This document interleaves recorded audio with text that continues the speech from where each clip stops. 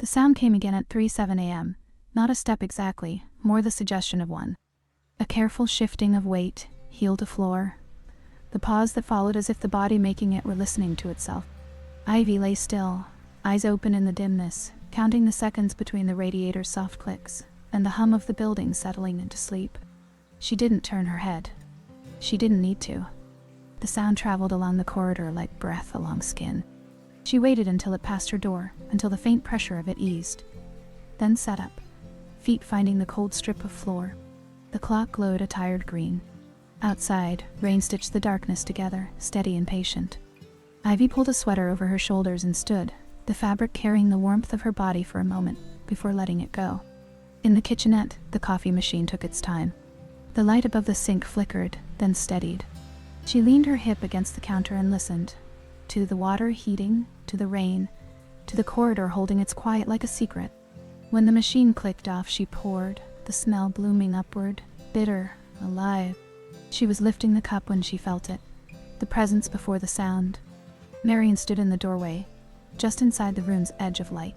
She wore a silk shirt buttoned higher than necessary, sleeves loose at the wrist. Her hair was gathered low, as if sleep had been interrupted and negotiated with.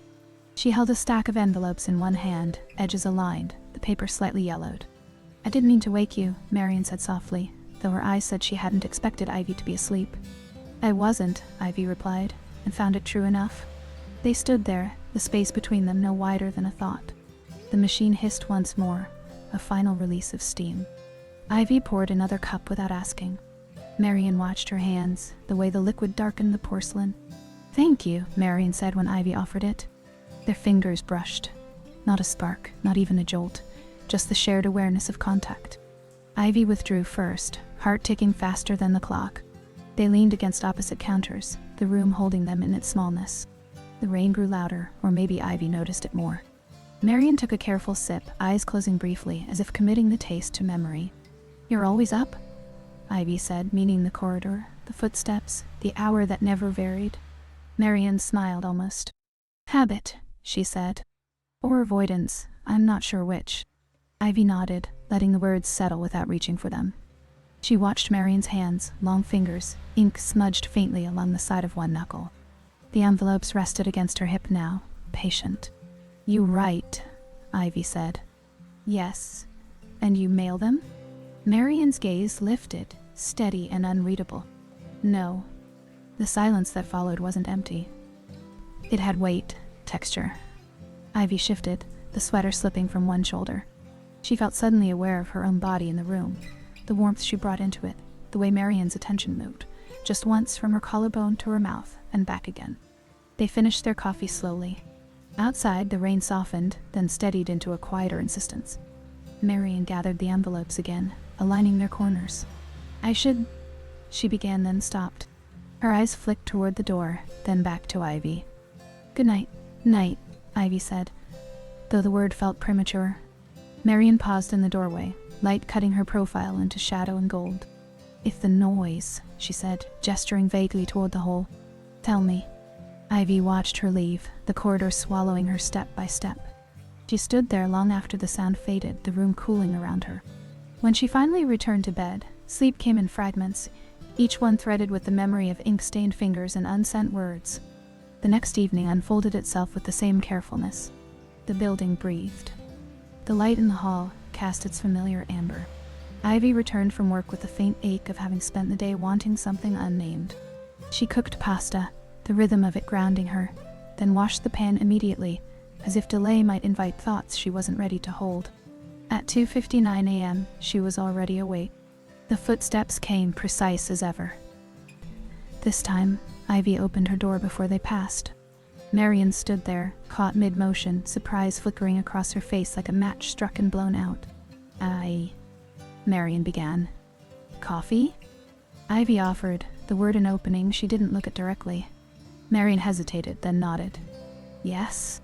They moved together down the corridor, their shoulders nearly touching. Ivy noticed the faint scent that followed Marian. Paper, something woody beneath it, warm and dry. In the kitchen, the ritual repeated itself, familiar already. The machine, the cups, the quiet. Marian set the envelopes on the table this time.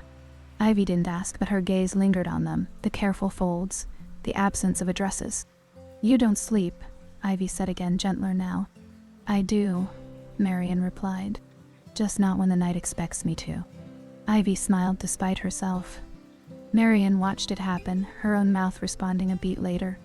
They sat at the small table, knees close enough to feel the heat through denim. The rain had stopped, leaving the street slick and reflective. A car passed, its headlights sliding briefly across Marian's face, catching in her eyes. There was something there, history maybe, or vigilance.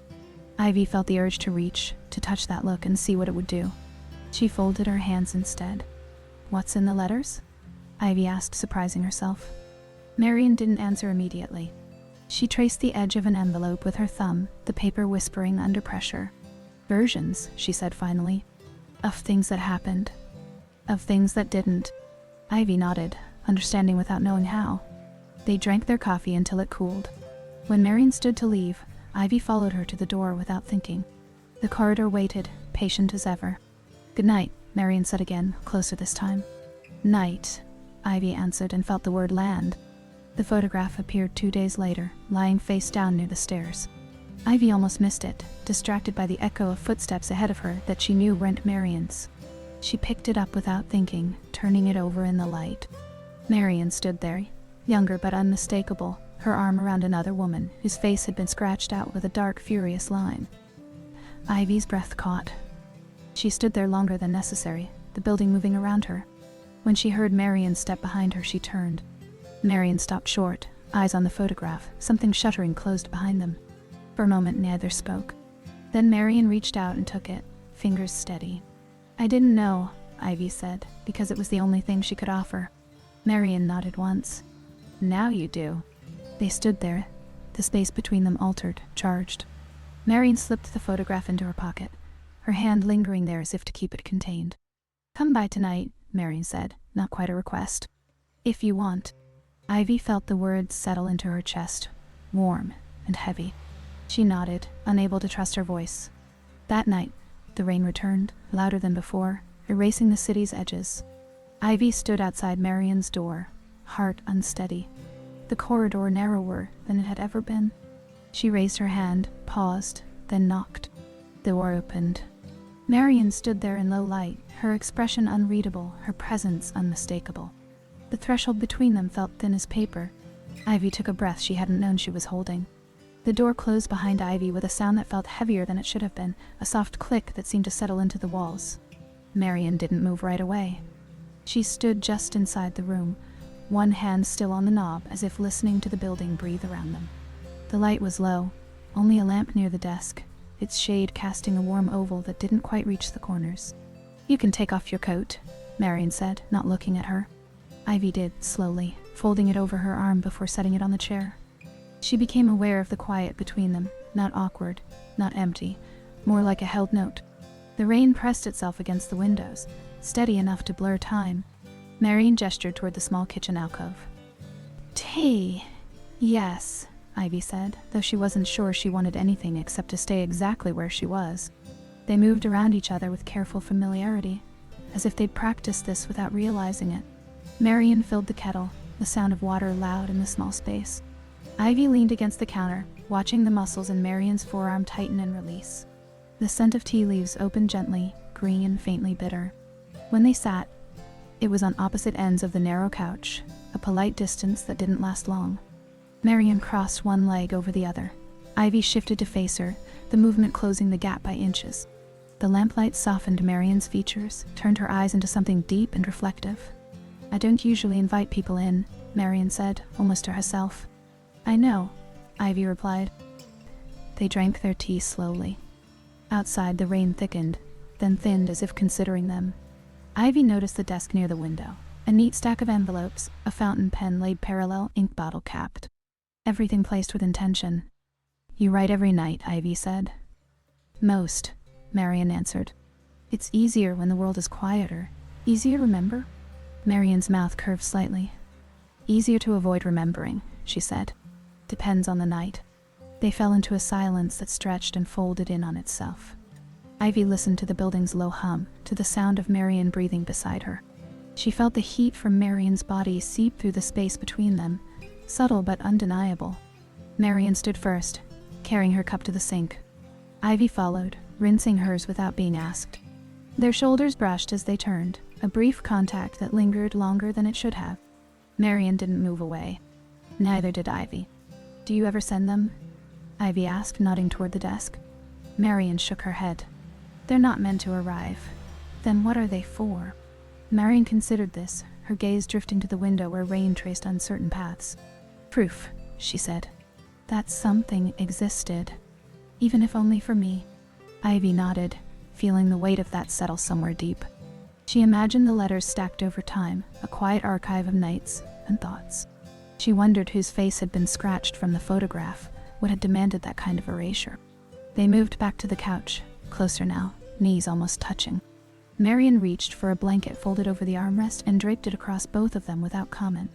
Ivy felt the warmth immediately, shared and intimate in its ordinariness. Minutes passed. Maybe more. The tea cooled, forgotten. Ivy became aware of Marian's hand resting on her own knee, not pressing, just there, fingers relaxed. The contact felt deliberate in its restraint. "You can tell me to stop," Marian said quietly. Ivy turned her head, meeting her eyes. "Stop what?" Marian's thumb shifted, a small movement that sent a quiet tremor through Ivy. "Being close," she said. Ivy thought of the corridor, footsteps at 3 a.m. She thought of the photograph of the scratched-out face. She thought of the way Marian's presence had begun to rearrange her days. "Don't," Ivy said, and felt the truth of it settle. Marian's hand stayed. The silence that followed was deeper, heavier with understanding. Ivy leaned back into the couch, letting her shoulder brush Marian's arm. Marian adjusted the blanket, her fingers grazing Ivy's wrist as she did. They talked then, quietly, about small things. The building's quirks, the way the elevator paused too long between floors, the cafe down the street that never seemed open during the day. Conversation ebbed and flowed, punctuated by pauses that felt as meaningful as the words. At one point, Marian reached for a book on the table, reading a passage aloud in a low voice. Ivy listened to the cadence more than the content, the way Marian's voice filled the room and then receded. When she finished, she didn't look up right away. "I used to read to her," Marian said, the pronoun slipping out unguarded. Ivy didn't ask who. She didn't need to. She simply nodded, her knee pressing a little closer in quiet acknowledgement. The rain eased, leaving a hush behind. Marian set the book down. They sat like that, the night stretching around them, the city holding its breath. Eventually, Ivy stood, reluctant. "I should go," she said, though the words felt thin. Marian walked her to the door. They stood close, the threshold between them charged but unspoken. Marian's hand hovered near Ivy's arm, then settled lightly, a touch that felt like a question. "Good night," Marian said. "Good night," Ivy replied, her voice steadier than she felt. She stepped into the corridor, the door closing softly behind her. The light seemed harsher out here, the space wider but emptier. Ivy walked back to her room, every sense alert, carrying the warmth of Marian's presence with her. Later, lying in bed, she listened for the footsteps. When they came, softer than before, she didn't count the seconds. She let them pass, a quiet promise moving through the hall. She slept, finally, with the sense that something had shifted. Nothing resolved, nothing claimed, just a new weight to the air, waiting. The rain had thinned to a residue by the time Ivy knocked again. Not a downpour now, but a persistent whisper against the glass. Marian opened the door almost immediately, as if she had been standing just on the other side of it, listening for the shape of Ivy's hand before it touched the wood. Neither of them spoke. The room looked the same, lamp low, desk orderly. But Ivy felt the difference at once, a subtle rearrangement of air. Marian stepped aside without gesturing. Ivy crossed the threshold and the door closed behind her, softly, the sound settling somewhere in her chest. They stood there longer than was comfortable, or perhaps longer than comfort mattered. Marian's hands were empty this time, no envelopes, no pen. Ivy noticed that before anything else, and something in her loosened and tightened all at once. "You don't have to," Marian began, then stopped. She exhaled, slow and deliberate, as if choosing what to leave unsaid. "I'm glad you came." Ivy nodded. She set her coat down in the same place as before, a small repetition that steadied her. The room seemed warmer tonight, Or maybe she was more aware of her skin, the way it responded to proximity. Marian moved toward the kitchen, not asking about tea this time, just filling the kettle as if it were already agreed upon. They worked around each other with less caution now, their movements overlapping. Ivy reached for cups as Marian turned, their arms brushing more firmly than before. Marian paused, just for a second, her breath catching, not audibly, but enough that Ivy felt it rather than heard it. "I can stop," Marian said, her voice low, steady. Ivy met her eyes. The question wasn't in the words, but in the stillness that followed. Ivy didn't answer immediately. She let the moment stretch, let her own breath slow to match Marian's. "Don't," she said finally, the word landing with quiet certainty. Marian's gaze softened, something unguarding there. She nodded once, accepting the answer as it was given. The kettle whistled, sharp and brief, breaking the spell without dissolving it. Marian turned it off, poured, the steam rising between them like a veil. They sat on the couch again, closer this time without comment. The blanket came out of habit now, draped across both of them. Ivy felt Marian's thigh press against hers, solid and warm. She adjusted slightly, not to move away but to settle into it. They drank their tea slowly. Minutes passed. Ivy became aware of small things. The faint crease between Marian's brows when she thought too hard. The way her fingers worried the edge of the cup. Ivy reached out without quite deciding to, her hand hovering near Marian's wrist. Marian noticed. She didn't move away. She turned her hand instead, palm up, an offering made without ceremony. Ivy's fingers rested there, tentative at first, then still. The contact was simple, almost ordinary, but it carried weight.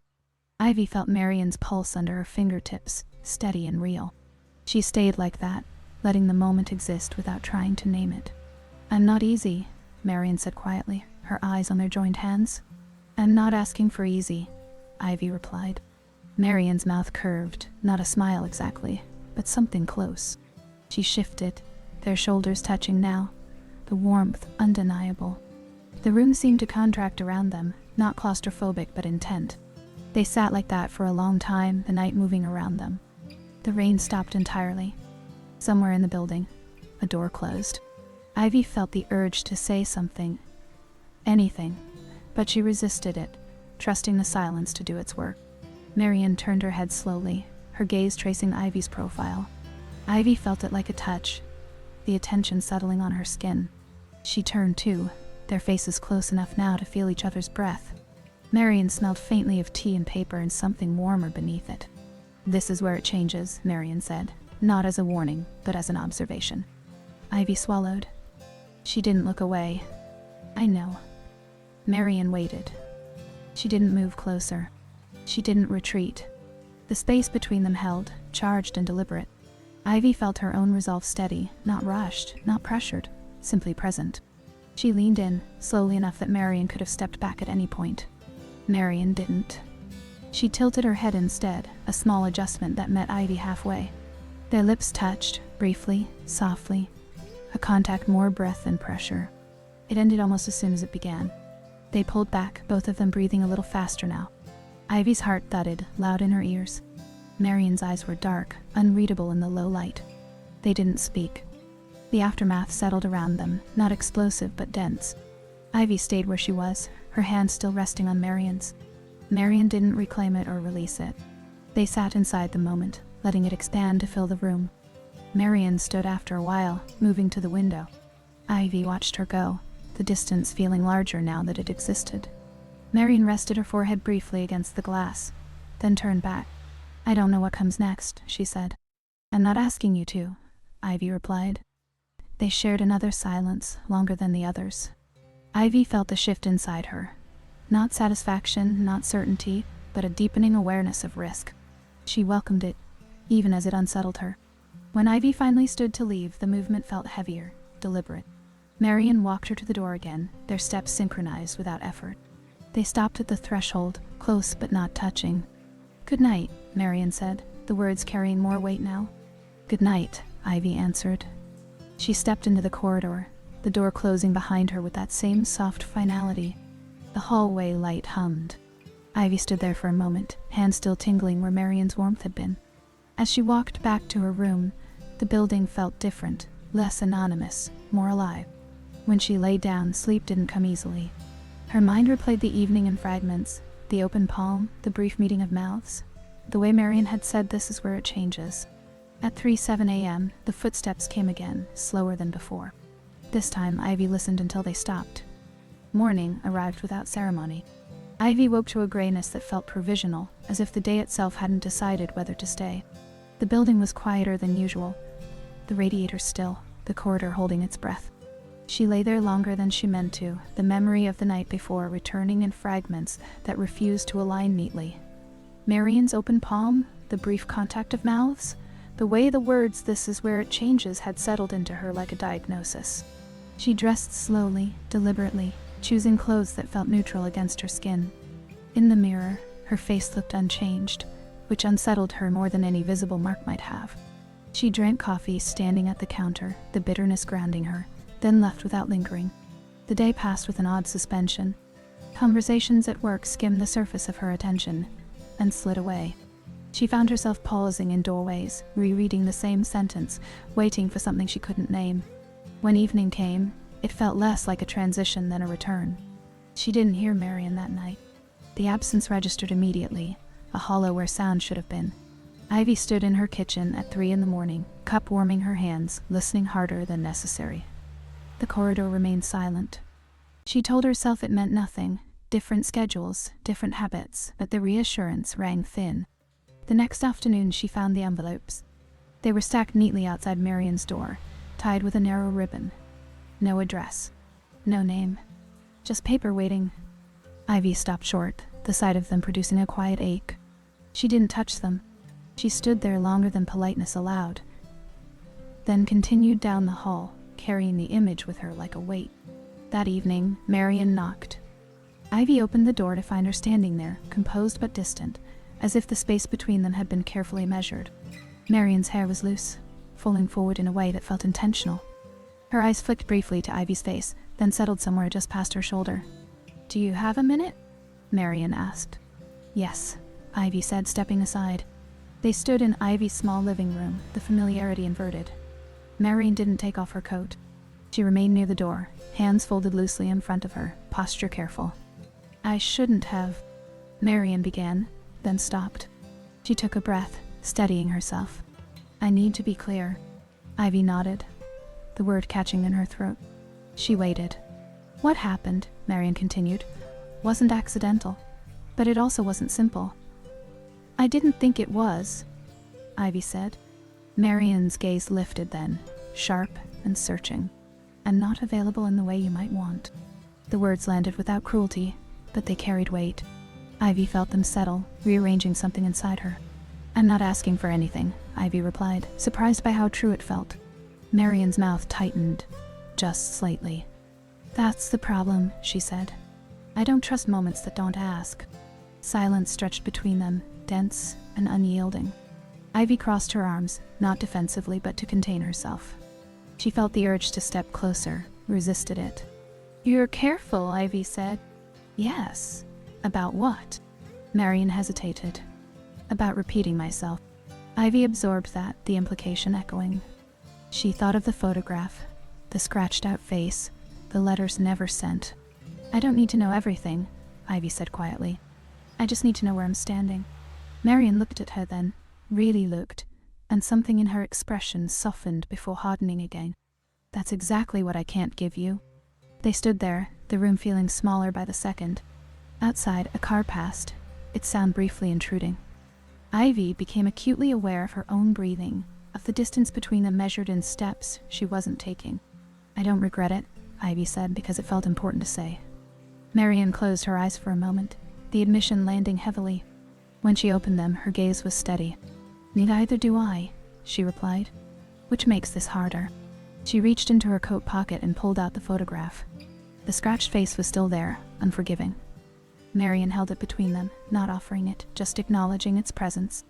"I can't undo things," Marian said. "And I won't pretend they don't shape me." "I don't want you to," Ivy said. Marian nodded, a small acknowledgement. She slipped the photograph back into her pocket. The gesture felt like a door closing, careful and final. "I need space," Marian said. The words stung, but Ivy didn't flinch. "How much?" Marian's lips parted, then pressed together. Enough to hear myself think. Ivy nodded, the movement costing her more than she expected. Okay. Marian turned toward the door, then paused. She looked back once, her gaze lingering on Ivy's face, as if committing it to memory. This isn't about you, Marian said. I know, Ivy replied, and meant it. Marian left without another word. The door closed softly behind her, the sound echoing longer than it should have. Ivy stood there, unmoving, the room holding the aftermath. The days that followed unfolded slowly, deliberately.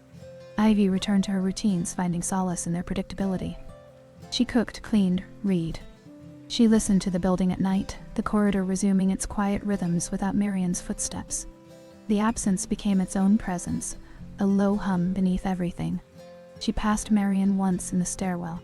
Their eyes met briefly, acknowledgement without approach. Neither spoke.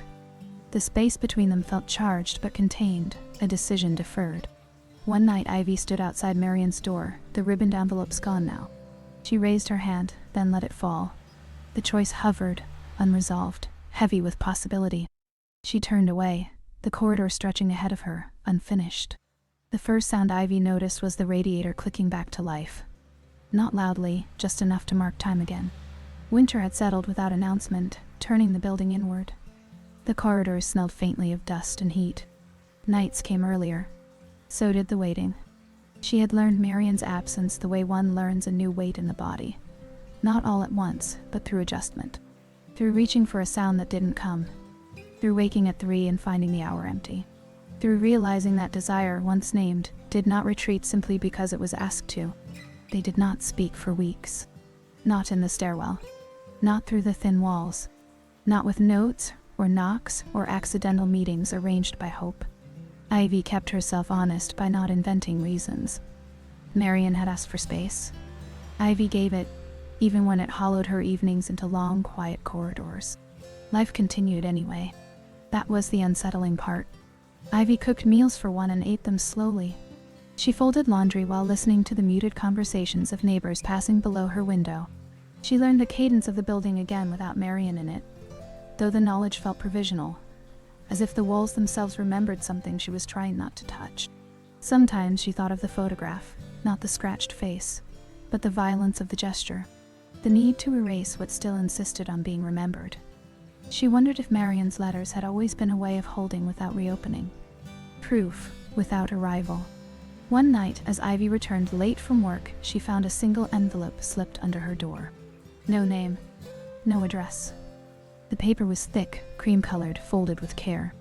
Ivy stood there longer than necessary, keys still in her hand, breath shallow. When she finally picked it up, she did so gently, as if the envelope might feel startled. Inside was a page written in dark blue ink. The handwriting was unmistakable, precise, deliberate, restrained in a way that felt earned. I am not good at thresholds, it began. I wait too long, or I cross them without knowing how to return. This is not an apology.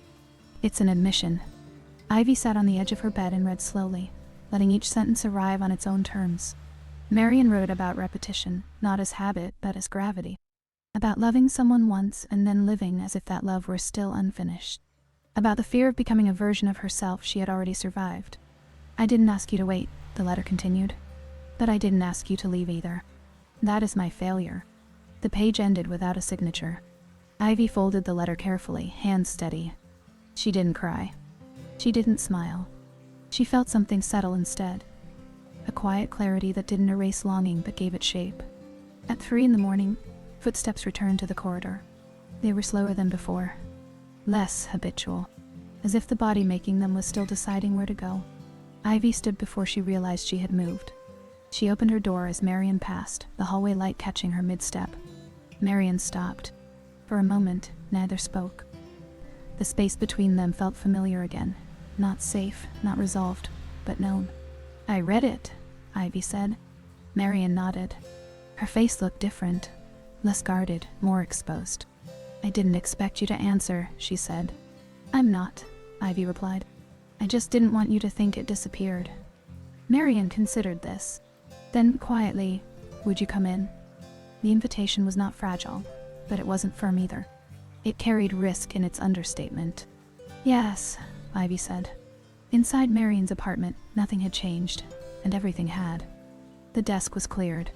The envelopes were gone. Only the pen remained, resting beside an empty glass.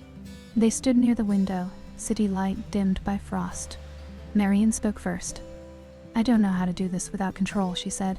"And I don't want to do it at all if it means pretending I'm braver than I am." "I don't need brave," Ivy replied. "I need present." Marian exhaled. She stepped closer, not quickly, not carefully, but with intention. Her hand lifted, paused, then rested against Ivy's sleeve. "Then stay," she said. "Not forever, not as a promise. Just now." Ivy nodded. What followed was not dramatic. They sat on the couch, shoulders touching, the contact ordinary and charged at once. They drank tea that went cold. Marian spoke about the woman in the photograph, not in detail, but honestly. About love that had turned claustrophobic. About losing herself in endurance. Ivy listened without trying to fix or soften. She stayed. That was the offering. When Marian leaned in, it was slower than before. Their mouths met again, not briefly this time, but without urgency. The kiss was quiet, sustained by breath and patience. It didn't escalate. It deepened. They stayed inside it longer than either had expected. Afterward, they didn't separate. They remained close, foreheads touching, breaths finding rhythm. Ivy felt the truth of it settle. Not that everything would be easy, but that it would be lived. Later, they lay side by side, fully clothed, listening to the building sleep. Marian traced the seam of Ivy's sleeve with her thumb, a gesture repeated until it lost its edge and became comfort. "This doesn't erase anything," Marian said. "I know," Ivy answered. "It just adds." Morning came again, quietly. They woke without urgency. Ivy made coffee in Marian's kitchen, the ritual familiar now in a different way. Marian watched her from the doorway, eyes softer, unguarded. Nothing was decided, but something had been chosen. Some doors don't close because they were never meant to, only held. What does it cost to stay when leaving would be simpler? If this story touched your heart, share your truth in the comments. And if this journey stayed with you, please consider subscribing to Secret Garden Stories, leaving a comment, and sharing it with friends, forums, and social media. Your support helps this channel grow and build a world with more love and less prejudice. Thank you for being here.